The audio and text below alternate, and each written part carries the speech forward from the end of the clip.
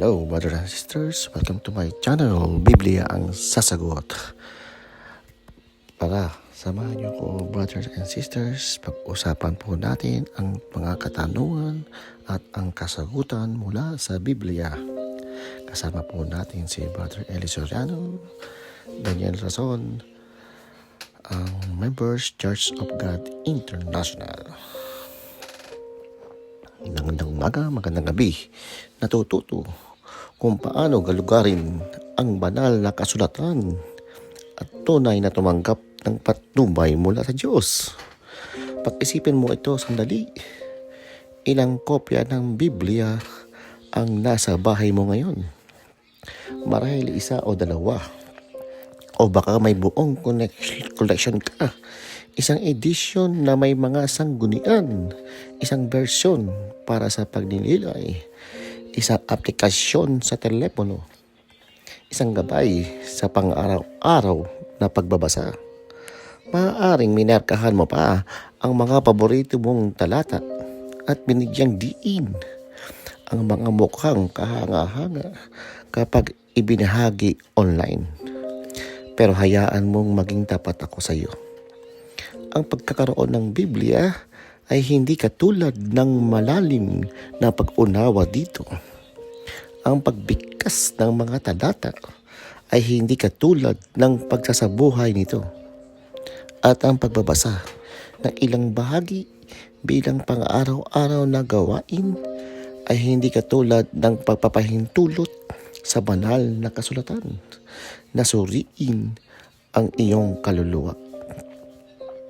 Ang aklat nito ay tubnong banal buhay, ay kinasiyahang koleksyon, ay higit pa sa nakalimbag na pahina at nakasulat ng mga salita. Ito ay pagkain para sa kaluluwa. Ito ay sandata. Ito ay liwanag kapag ang lahat sa paligid mo ay madilim. At kung binabasa mo lang ito ng mabilis, iniiwan mong gutom at walang laman ang iyong puso. Hindi nababahala ang kaaway kung dumadalo ka sa mga serbisyo sa simbahan. Hindi siya nagsasalala kung sinatawag mo ang iyong sarili mo na mananampalataya.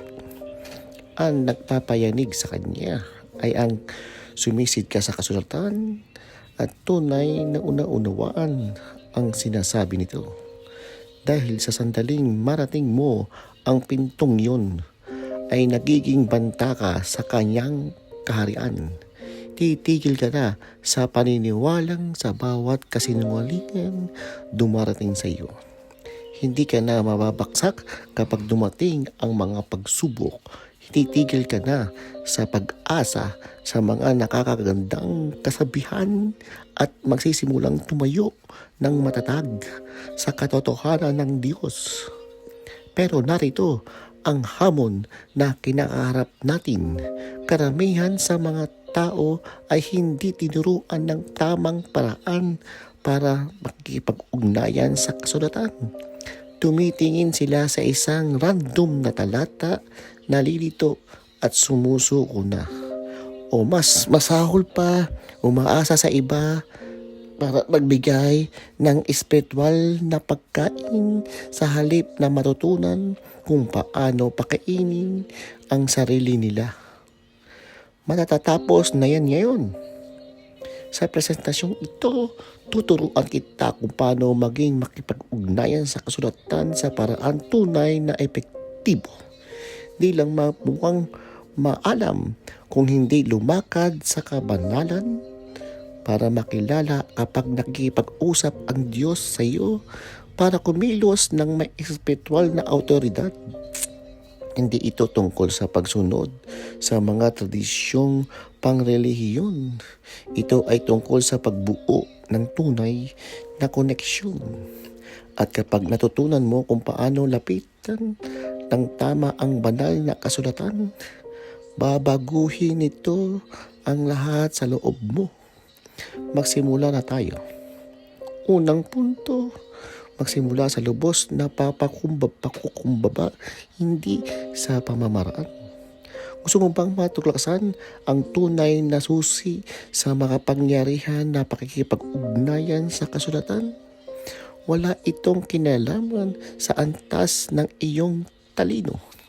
Hindi ito tungkol sa pagkakaroon ng perpektong mga panananda o paghahanap ng pinakamahusay na salin. Hindi ito tungkol sa bilang ng mga aklat ng nakakahanay sa iyong mga estante. Lahat ay nagsisimula sa isang konsepto, ang lubos na pagkukumbaba. Bago mapapang buksan ang unang pahina, kailangan mong isa-isang tabi ang iyong kayabangan. Dahil ang koleksyon ng mga sulat na ito ay hindi lamang isang material para sa pag-aaral.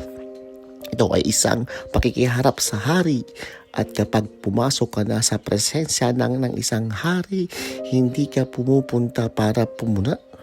Pumupunta ka para makinig, para magbigay galang, para sumunod. Pag-isipan mo ito ng mabuti. Ang mga dalubhasa sa relihiyon noong unang sinuunang panahon ay nakapagmemorya ng kasulatan ng higit sa sinuman. Hindi naman ito nakilala ang Mesyas. Paano ang nangyari yun? Dahil lumapit sila sa kanilang pag-aaral ng may matitigas na puso at mataas na pagtingin sa sarili. Kilala nila ang nakasulat ng mga salita, ngunit hindi nila nakilala ang buhay ng salita mismo. Yan ang panganib ng paglapit sa kasulatan na naghahanap ng kaalaman sa halip na pagbabago. Kaya kapag kumupo ka para makipag-ugnayan sa mga teksto, huwag magsimula sa pagtatanong ng anong impormasyon ang makukuha mo. Sa halip, sabihin mo, Ama, makipag-usap ka sa akin. Handa akong tumanggap. Ayayahan mo ang Espiritu ng Diyos na bigyan ka ng kalinawan. Hilingin mo sa makapangyarihan na ipakilala ang kanyang sarili sa iyo. Hindi lang mga konsepto at ideya. Hanapin mo ang tunay na pagkumbinsi. Hindi lang inspirasyon. Ganap na nakuha ito ng awit sa 119 talata 18. Buksan mo ang mga mata upang makita ko ang mga kahangal-hangang kayamanan sa iyong kautusan. Ang talatang iyan ay hindi tumutukoy sa problema sa paningin. Tumutukoy ito sa espiritual na kawalan ng kakayanang makita ang katotohanan. Dahil maaari mong basahin ang kasulatan araw-araw at hindi para mapansin ang sinusubukang ibunyag ng Diyos, ang sarado ang iyong puso. Kaya ito ang tunay na kahulugan ng pagkukumbaba. Lumalapit ka na may matinding pagkagutom, hindi nagmamadali. Lumalapit ka ng buka sa isip, hindi may mga nabuong konklusyon.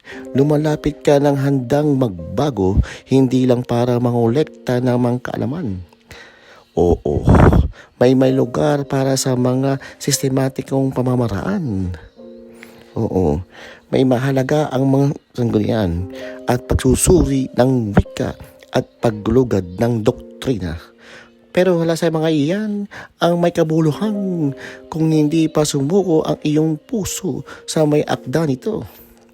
Dahil ang kasulatan ay hindi ibinigay para pataasan ang iyong ego. Ibinigay ito para mapanatilihin ang buhay ang iyong espiritu. Kaya bago ka pumunta sa mga susunod na bahagi, ipakumbaba mo ang iyong puso. Bago ka magsulat ng mga obserbasyon, suriin mo kung ano ang nagtutulak sa iyo. Bago ka magtanong ng ano ang interpretasyon dito, magtanong ka sa halip ng ano ang sinusubukang ibunyag ng Diyos sa akin. Diyan nagsisimula ang tunay na pagbabago. hindi sa pamamagitan ng karagdagang mga teknik, kung hindi sa pamamagitan ng mas malalim na pagsapasakop. Pangalawang punto, kilalanin ang iyong dahilan sa pagbabasa. Ang intensyon ang lumilikha ng momento. Hayaan mong ibahagi ko sa iyo ang isang bagay na permanenteng magbabago ng iyong paraan ng pakikipag-ugnayan sa kasulatan. Kung wala kang malinaw na dahilan sa pagbabasa, kalaunan ay titigil ka. Ilan sa inyo ay lumalapit sa Biblia na para ba ito ay isang pabigat, na para bang ito ay isang espiritual na obligasyon na kailangan mong tapusin bago magalit ang Diyos sa iyo. Hindi iyan koleksyon. Yan ay ritual at iniiwan ka nitong walang laman. Pero kapag ikaw ay lumalapit ka sa kasulatan na may malinaw na intensyon, nagbabago ang lahat. Hindi ka na basta-basta nagbabasa ng mga salita ng pahina. Aktibo kang naghahanap ng tinig ng Diyos. Hindi ka na basta-basta nagmamarka ng mga talata. Inahayaan mo ang Diyos na liwanagan ang iyong buong buhay. Kaya hayaan mong tanungin kita, ano ang iyong dahilan sa pagbabasa ng kasulatan? Dahil kung ginagawa mo ito para lang magmukhang deboto, nawawala sa iyo ang buong layunin. Kung ginagawa mo ito para magbahagi ng talata sa internet, hindi mo pinapakain ang iyong espiritu. Pinapakain mo ang iyong pagmamalaki. Pero kung ginagawa mo ito dahil sa desperado kang marinig ang Diyos, ngayon ay may kabuluhan na. Unawain mo ang katotohanan ito sa bawat pagkakataong nakikipag-ugnayan ka sa banal na kasulatan. Pumapasok ka sa usapan na sumikha ng buong sinangsinukob. Kaya huwag lumapit ng walang ingat. Lumapit na may tunay na pagpagkausisa. Lumapit na may pagkaapurahan. Lumapit na may nakatutok na intensyon. Ano ang hinahangad na sandaling ito? Direksyon, katiyakan, pagwawasto, katapangan. Tinutugunan ang kasulatan ang bawat isa sa mga pangangailangang ito. Pero kung hindi mo alam kung ano ang pakikigutuman mo, hindi mo mapapansin kapag nagbibigay ng sustansya ang Diyos. Tagdilayan mo ang katotohanan ito. Ipinahayag ng Mesiyas, hindi nabubuhay ang tao sa tinapay lamang kung hindi sa bawat salitang nagmumula sa bibig ng Diyos. Mateo Kabanata 4. Hindi iyan matalaghagang pananalita. Yan ay tungkol sa pananatiling buhay sa espiritual na paraan. Kaya bago ka magsimulang magbasa, tanungin mo ang sarili mong Diyos. Ano ang kailangan kong mula sa iyo? Sa sandaling ito. Ano ang nais mong ituro sa akin tungkol sa iyong pagkatao? Ano ang nais mong ibunyag tungkol sa aking sariling puso? Ito ang nagbubukod sa isang taong nagbabasa dahil sa obligasyong pangrelihiyon mula sa isang espiritual na magdirigma. Ang isa ay nagbabasa para gumanda sa dali ang pakiramdam. Ang isa ay nagbabasa para tumibay. Ang isa ay nagbabasa dahil sa pagkakasala at hihiyan. Ang isa ay nagbabasa dahil sa tunay na pagnanais. Kapag mas malinaw ang layunin mo, mas maraming kapangyarihan ang matatagpuan mo sa bawat pahina. Kaya huwag basa ng kasulatan dahil sa nakagawian. Basahin ito na may pananabik.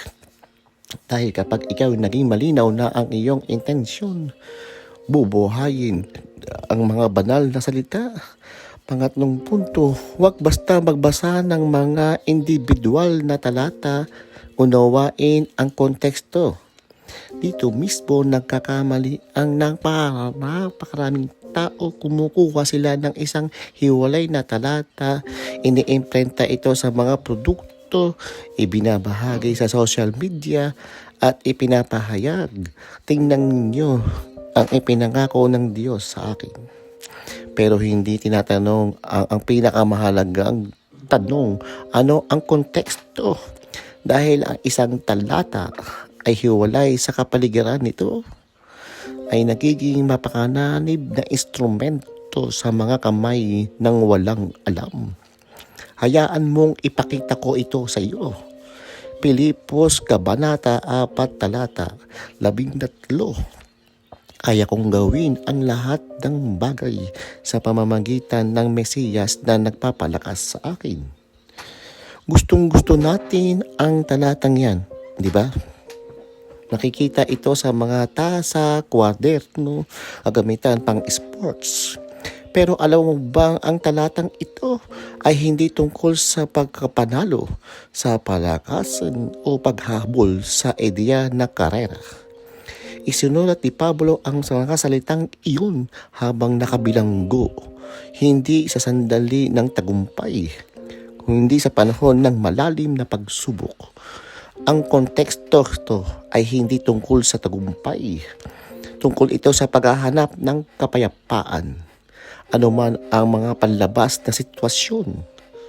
Sinasabi ni Pablo, maging walang pera man ako o sagana, maging nakakulong o malaya, kakayanin ko dahil itinataguyod ko ako ng Mesiyas. Nakita mo ba ang nangyari diyan kapag naintindihan mo ang konteksto, naintindihan mo ang tunay na kapangyarihan ng talata? Kaya itigil mo ang paglapit sa kasulatan na para ba ito ay koleksyon ng random na mga hula. Hindi mo dapat kunin ang isang talata mabilis na umalis. Dapat kang manatili dito, suriin ito at kilalanin kung saan ito umaakma sa mas malaking kwento. Ito ang kahulugan ng pag-unawa sa konteksto. Sino ang nagsasalita? Sino ang tumatanggap ng mensaheng ito? Ano ang nangyayari sa mas malawak na sitwasyon? Ito ba ay pangako o prinsipyo? Natupad na ba ito o nagaganap pa? Ito ang paraan upang maprotektahan ang sarili mo mula sa maling pagkakaunawa. Ito ang paraan upang maiwasan ang pagiging mandaya ng maling turo. Dahil ang kasulatan, kapag hiwalay sa pundasyon nito, ay maaaring manipulahin o pagbigyan katwiran at anumang bagay. Kahit ang kaaway ay gumamit ng mga kasulatan ng tuksuhin ang Mesiyas. Napansin mo ba iyon? Sinipin ang kaaway ang awit nang binago niya ang kahuli-hulinal na kahulugan at hindi natalo ang Mesiyas dahil naunawaan niya ang buong larawan. At hayaan mong sabihin ko ito ng malinaw. Huwag bastang dumaan sa kasulatan. Tunay na suriin ang kasulatan. Hindi lang talata ang bawat talata, kung hindi pangungusap bawat pangungusap, seksyon bawat seksyon, aklat bawat aklat. Ang Biblia ay isang kompresibong kwento at bawat individual na talata ay nakakaroon ng kahulugan sa loob ng pagkalahatang kwentong iyon. Kaya sa susunod na pagkatagpo ka ng talatang tumatalab sa iyo, tumigil ka. Sisyatit mo ang nakapaligid dito. Ano ang nauna dito? Ano ang kasunod dito? Dahil kapag nakita mo ang buong larawan, hindi mo lang malalaman kung ano ang sinabi ng Diyos. Maiintindihan mo ang dahilan sa likod ng kanyang mga salita. At yan ang nagsisimula ang tunay na pagpapahayag. Pang-4 na punto, hayaang linawin ang kasulatan. Kung nais mong makipag-ugnayan sa Biblia ng epektibo, narito ang isang napakahalagang prinsipyo. Ang kasulatan ang pinakamahusay na kapagpapaliwanag ng kasulatan. Napakaraming tao ang nagmamadaling pumunta sa internet bago sila sumangguni sa banal na kasulatan. Nakatagpo sila ng nakalilitong talata at agad na naghahanap ng interpretasyon ng ibang tao sa halip na pahintulutang ang Biblia na ipaliwanag ang sarili nitong kahulugan. Pero pakinggan mo ko, ang koleksyong ito ay hindi random na grupo ng hiwalay-walay na mga ideya. Ito ay isang magkakaugnay na kwento, isang banal na may akda sa likod ng lahat, isang walang hanggang tinig na nagsasaltang sa pamamagitan ng 66 na individual na aklat na nagpapatibay, nagpapaliwanag at nagtutupad sa isa't isa. Kaya't kapag may tila hindi nalinaw, huwag mabahala, huwag pilitin ang kahulugan, huwag kalimutan ito. Maghanap ng mga kaugnay na talata, hanapin kung saan lumilitaw ang mga pagkaparehong katotohanan sa iba't ibang lugar. Kung ang isang talata ay tila nakakalito sa isang bahagi, malamang mas malinaw ito sa ibang lugar. Hayaan mong ipakita ko sa iyo kung gaano kahanga-hangang ang pamamaraang ito. Tingnan ang Efeso Kabanata 2, talata 8 at 9. Kapag sa pamamagitan ng biyaya kayo ay naligtas, sa pamamagitan ng pananampalataya, hindi mula sa iyong sarili. Ito ay regalo ng Diyos. Ngayon tingnan ang Santiago Kabanata 2, talata 17. Ang pananampalataya na walang kasabang gawa ay patay. Tila magkasalungat. Tama? Pero hindi talaga. Hindi pinag-uusapan ng Efeso kung paano ang kaligtasan mula sa kasalanan ay regalo, hindi bagay na maaaring pagsikapan para makuha. Pinag-uusapan ng Santiago kung paano ang tunay na pananampalataya ay nagpapakita sa pamamagitan ng iyong mga gawa. Parehong tama. Ipinapaliwanag ng isa ang paraan ng ating kaligtasan. Ipinapakita ng isa kung ano ang dapat na natural na bunga ng tunay na kaligtasan. Ito ang dahilan kung bakit hindi maaaring ihiwalay ang isang talata at magtayo ng buong sistema ng paniniwala batay dito. Kailangan mong pahintulutan ang buong salita ng magsalita. Ang Biblia ay hindi mababaw. Ito ay may maraming dimensyon. At pag humukay ka ng mas malalim at kinonekta mo ang iba't ibang elemento, kapag hinayaan mong patibayin ang kasulatan, hindi ka na makakakuha ng impormasyon. Makakakuha ka ng matitinag na kasiguraduhan. Kaya narito ang isang kapakipakinabang na kahit gumamit ng edisyon ng Biblia na may kaugnay na sanggunian sa gilid. Kapag nakatagpo ka ng isang bagay na makahulugan, magtanong, saan ba sa sinasabi ng Biblia ang parehong katotohanan? Maghanap ng mga paulit-ulit na pattern, mga paulit-ulit na prinsipyo, mga natutupad na propesiya, mga kaugnay na talata. Ang Biblia ay hindi ginawa para kainin ng pira-piraso. Ginawa ito para suriin bilang isang buong aklat. Kaya't kung nais mo mas malalim na pag-unawa, huwag umasa sa isang talata lamang. Hanapin ang nagdudugtong na sinulid. Sundan ng paulit-ulit na tema. Pahintulutan ang salita na ibaliwanag ang salita. At kapag ginawa mo ito, Hindi ka lamang magbabasa ng kasulatan. Mararamdaman mo ang pintig ng puso ng Diyos. Panlimang punto. Hanapin ang lalim pero panatilihin ang debosyon.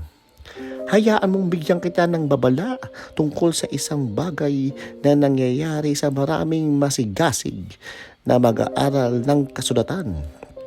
Hinahanap nila ang lalim at sa sakripisyo nila ang kanilang debosyon sa proseso. Nagsisimula silang mag-aral ng orihinal na wika. Nakakabisado ang mga pagkakasunod na kasaysayan, naunawaan ang mga sinaunang kultural na konteksto at lahat ng ito ay tunay na napakipakinabang pero sa isang punto ng paglalakbay nakalimutan nila ang orihinal nilang dahilan. Lumigil sila sa pakikipagtagpo sa Diyos at nagsimulang pag-aralan siya ng akademiko lamang. Naging mga eksperto sila sa Biblia, pero nakalimutan nilang maging anak lamang ng kanilang amang nasa langit. At kung ganito ang sitwasyon mo, makinig ka ng mabuti. Hindi ka binigyan ng Diyos ng kasulatan para mamangha ang ibang tao. Binigyan ka ng kasulatan para baguhin kung sino ka. Oo, hanapin ang lalim. Oo, mag-aral ng buong dedikasyon. Oo, harapin ang mahihirap na tanong. Si atin ang makasaysayang kapaligiran. Kilalanin ang mga sinaunang kaugalian. Suriin ang orihinal na mga salita. Pero huwag hayaang ang kaalaman sa isip ay palitan ng personal na pagkakapapit sa lumikha dahil ang kaalaman na walang pagbabago ay lumilikha ng kayabangan. Pero ang banal na karunungan na nagbubunga ng tapat na gawa ay yan ang nagbabago sa iyong mas malakas na puwersa. Kaya narito kung paano pananatilihin ng debosyon na aspeto ng iyong pag-aaral. Pakipag-usap sa Diyos habang nag-aaral ka. Hiligid mo sa Espiritu na bigyan buhay ang bawat salita. Hindi lang sa simula, kundi sa buong proseso. Panatilihin ang tuloy na pag-uusap. Tumigil kapag may tumutukso sa iyo ng budhi. Huwag magmadaling langpasan ang talatang tumatama sa kaibuturan mo. Manatili ka roon. Hayaan mong umiyak ka kung kailangan yan ang lumikha ng nakikipag-usap sa iyo. Itanong mo kung ano ang nais baguhin ng Diyos sa iyong pagkatao. Huwag mag-aral para lang mangolekta ng kaalaman. Mag-aral para magbago. Magpuri, makikipag-ugnayan sa teksto. Ang layunin ng kapag-aaral ng kasulatan ay hindi lamang pag-unawa. Ito ay pagsamba. Ipinapahayag ng awit na isa na pinagpalang tao ay nagbulay-bulay sa kaususan ng lumikha ng tuloy-tuloy, gumaga at gabi. Hindi iyan ehersisyo sa isip. Yan ay ganap na paghubog ng puso at narito ang katotohanang hindi napapansin ng karamihan. Ang lalim ay hindi tungkol sa pagiging komplikado. Ito ay tungkol sa tunay na koneksyon. Minsan, ang pinakamalalim na karanasan mo sa kalusutan ay simpleng nananatili sa isang talata at hayaang itong basagin at iyong na mga depensa. Hayaan itong bigyan ka ng pinakginhawa. Hayaan itong pagalingin ang iyong mga sugat. Kaya oo, hanapin ang lalim, kumuha ng kaalaman, lumago at magulang. Paunlarin ang iyong kakayanan, bigyang kang kahulugan ang banal na kasulatan.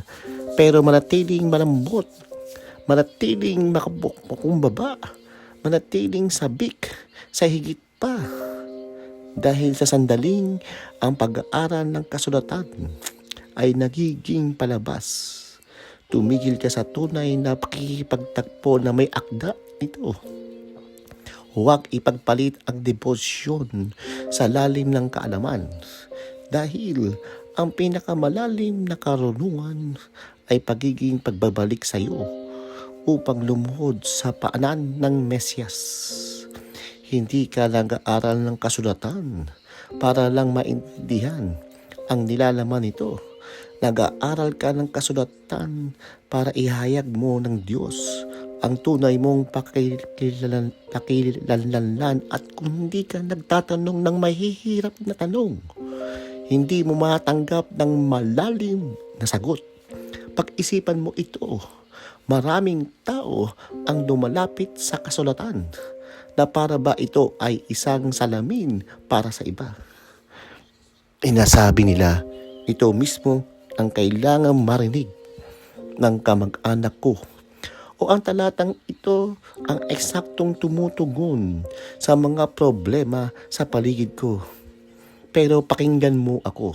Bago gumana ang kasulatan bilang sa salamin para sa iba, gumagana ang mga ito bilang salamin para sa iyong sarili. Bilang disenyo upang ang iyong kaibuturan. Ilantad ang iyong mga nakatagong motibo. Hamunin ang iyong mga dahilan at baguhin ang iyong pagkaunawa tungkol sino ka. Ipinakita mo Hebreo Kabanata 4 talata na may akda ang banal na salita ay buhay at makapangyarihan. Sinusurin ito ang isipan na disposisyon ng puso. Mahina ang pag-aaral ay magandang damdamin at malabong inspirasyon.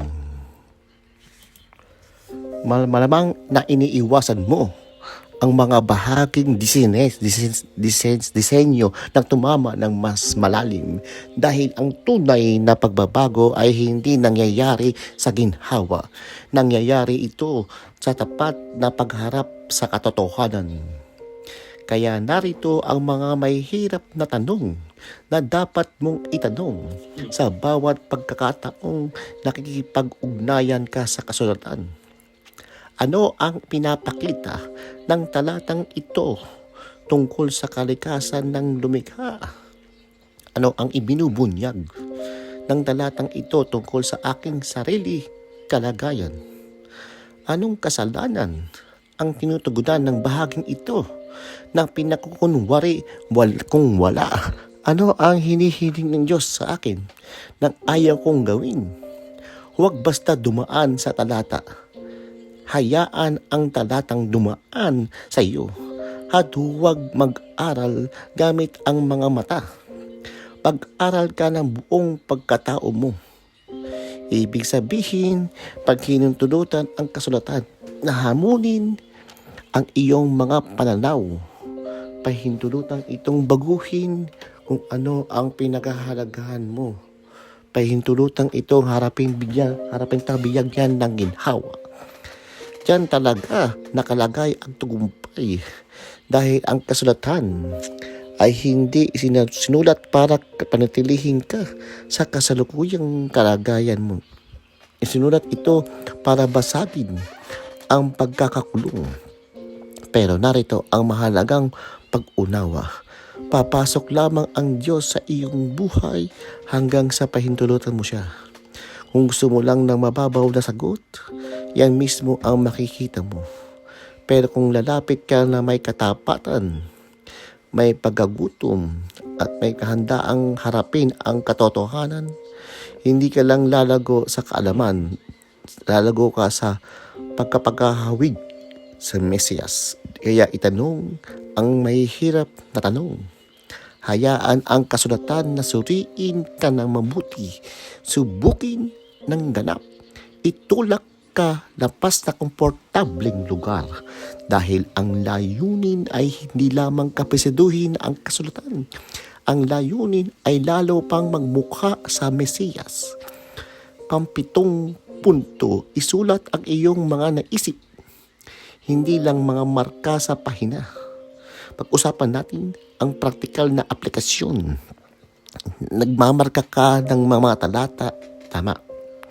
Binibilugan mo ang mga ilang salita. Marahil, naglalagay ng linya sa isang pangako at nagpapatuloy. Iyan ay simula. Pero kung iyan lamang ang buong praktika mo, nawawala sa iyo ang mahalagang bahagi ng pag-aaral sa kasulatan. Itigil mo ang paglapit sa Biblia na para bang koleksyon ng alaala. Simulan mong lapitan ito na para bang journal mula sa espiritual na digmaan. Dahil ang ibinubunyag ng lumikha sa iyo ay hindi lamang maganda. Ito ay napakahalaga. Hindi siya nagbabahagi ng mga gandang parilang lamang. Excuse me po. Ibinubunyag niya ang mga plano sa labanan, mga babala, mga utos, banal na karunungan, ang tunay mong pagkakalanlan. Kaya huwag nang labiyang diin nito ng biswal.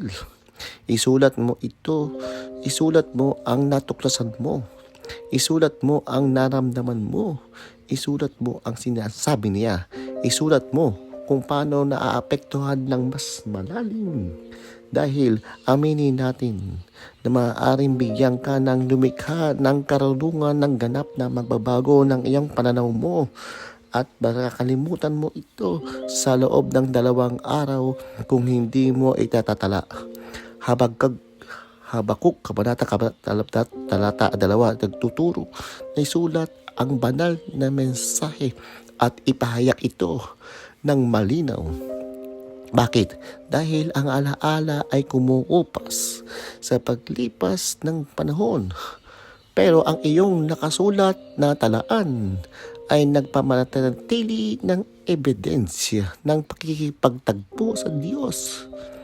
Kaya narito kung ano ang itsura ng epektibong praktika ng pagsulat.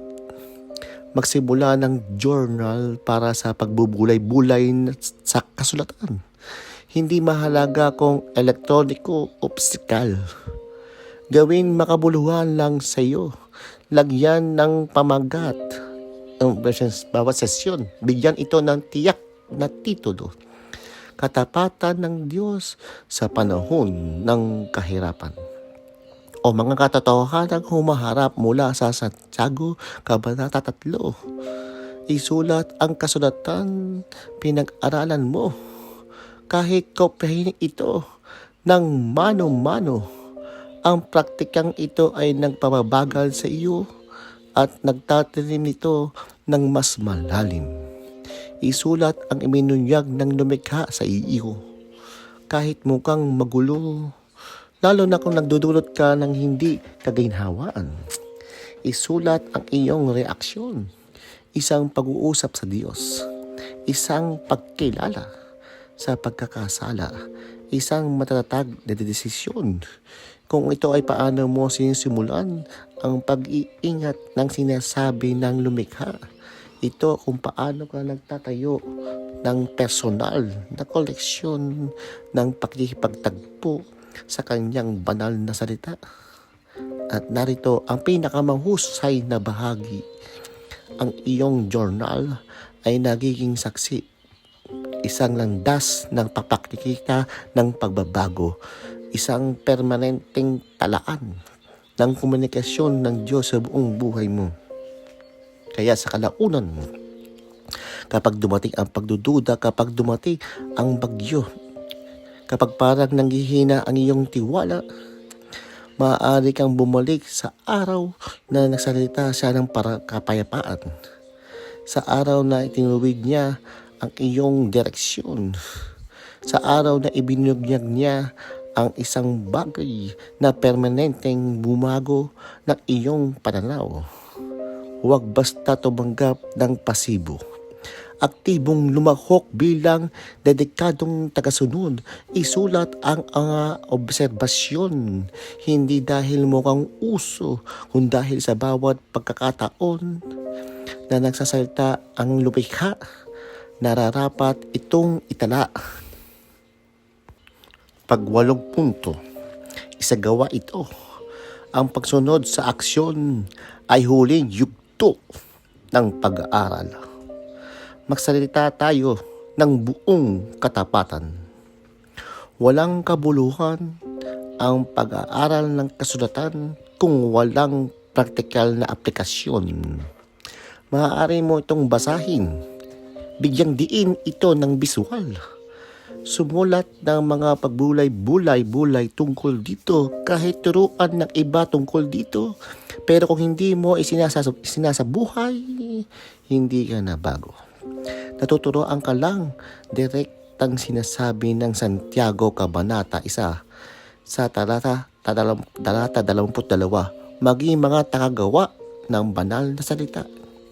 Hindi lamang nakatakapakinig na dinadaya ang sarili ninyo. Naintindihan mo ba ang mensaheng iyon? Kung nag-aaral ka lang pero hindi sumusunod, niloloko mo ang sarili mo. Mahirap tanggapin ang katotohanan iyan. Dahil maraming mananampalataya na naglalakad na may mahahabang journal at walang lamang buhay, kayang-kaya nilang banggitin ang kasulatan mula sa memorya. Pero hindi sila kumikilos ng may espiritual na otoridad. Alam nila ang sinabi ng lumikha, pero ayaw nilang gawin ang inuutos ng lumikha. Pakinggan mo ako. Ang banal na pahahayag ay palaging nangangailangan ng tugon. Kapag binunyag ng lumikha ang isang bagay sa kanyang salita, hindi siya nagbibigay lamang ng pagkain sa isip. Nag-aanyaya siya na kumilos. Ibig sabihin, kung inuutusan ka ng kasulatan na magpatawad ka. Kung inuutusan kang tumalikod sa kasalanan, tumalikod ka sa kasalanan. Kung inuutusan kang mahalin ang mga sumasalungat sa iyo, itigil mo ang pagdadahilan ng iyong galit. Inuutusan kang sumulong, huwag kang manatiling nakatayo. Hindi nagsasalita ang lumikha para mangangha ka lang. Nagsasalita siya para baguhin ka. At narito ang mahalagang katotohanan. Ang pagsunod sa aksyon ay kung saan nagsisimulang magpakita ang himala. Kapag tumugon ka sa salita ng lumikha sa pamamagitan ng aksyon, lumilipat ka sa mga simpleng pag-aaral tungo sa espiritual na labanan. Nagsisimula kang gambalain ang mga pwersa ng kadiliman. Nagsisimula kang tumapak sa iyong banal na layunin. Nagsisimula kang magtayo ng buhay na tatagal magpakailanman. Ipinahayag ng Mesiyas kay Mateo Kabanata 7 talata 24. Kaya't narito ang huling pagsusulit ng epektibong pag-aaral ng kasulatan. Hindi ang dami ng isinulat mo, kung hindi ang malawak na isinabuhay mo. Naging mas bukas ka pa sa isang espiritu dahil sa pag-aaral mo. Binago ka nito kung paano makikipagtungo sa ibang tao. Hinamon ka ba nito ng sapat na baguhin ang iyong gawain? Inayos ba nito ang mga prioridad mo? Nangailangan ba ito ng sakripisyo mula sa iyo? Kung wala kang mga ito ang nangyari, hindi mo tunay na pinag-aral ang kasulatan. Dumaan ka lang sa ibabaw nito. Ang pagsunod sa aksyon ay nagpapatunay na ang salita ay tumagos lang lampas sa isip mo, umabot sa iyong kaibuturan. Kaya't ngayon mismo, huwag mag-antala. Ang talatang tumama sa iyong budhi, tumugon ka. Ang katotohanan humamon sa iyong pag-iisip. Isagawa ito. Ang pangakong natagpuan mo, magtiwala dito. Dahil ang kasulatan ay hindi ginawa para manatili sa iyong journal. Ginawa ito para isabuhay sa iyong pang-araw-araw na buhay. Mga huling kaisipan, pagsamahin natin ang lahat. Kung ang tanging natutunan mo sa mensaheng ito ay ang makipag-ugnayan sa kasulatan ng mas maladalas, nalagpasan mo ang mahalagang punto. Ito ay higit pa sa pagbabasa lamang. Ito ay tungkol sa tunay na relasyon. Ito ay tungkol sa paglinang ng malalim na pagmamahal sa tinig ng lumikha sa iyo. Marinig ang kanyang komunikasyon, maintindihan kung sino siya, mabago ng kamukha niya. Hindi ka nag-aaral ng kasulatan para lamang maintindihan ang nilalaman nito.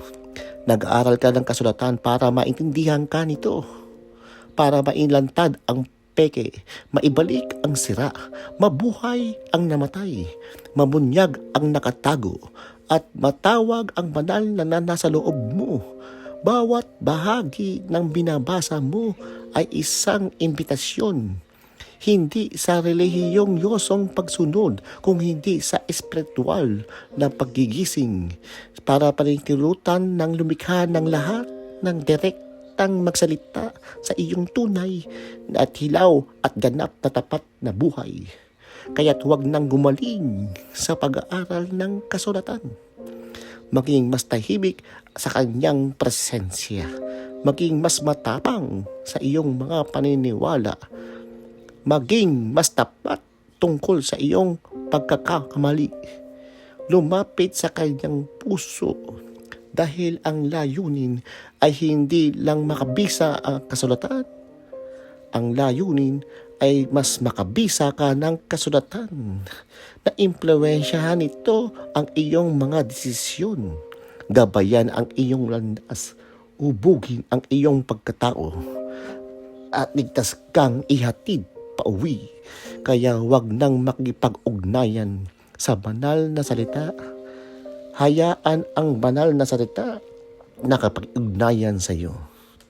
Ngayon ay magpatuloy ka sa pag-aaral hanggang sa magsimulang magningas ang mga pahina sa loob mo.